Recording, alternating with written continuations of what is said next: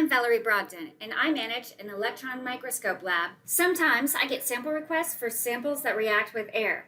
Battery samples are a great example of this. I needed a way to get samples in and out of the vacuum chamber of my electron microscope without getting any air on them.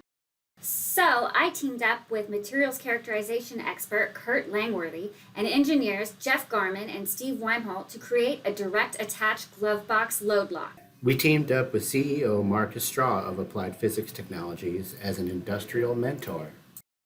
We started by interviewing electron microscope experts in our network to find out how they deal with this problem currently and whether or not they're happy with those solutions or are looking to invest in new ones.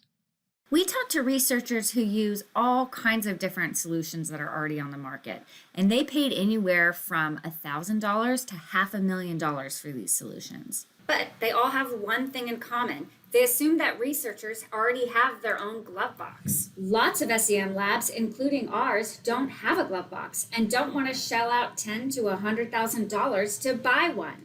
Plus, researchers told us over and over that they hate manipulating tiny electron microscope samples inside of a normal glove box.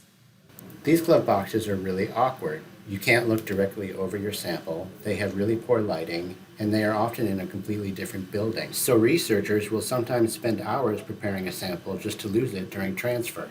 Also, researchers don't like complex solutions but have to transfer samples from one contraption to another, where one chink in the armor can bring the whole system to failure.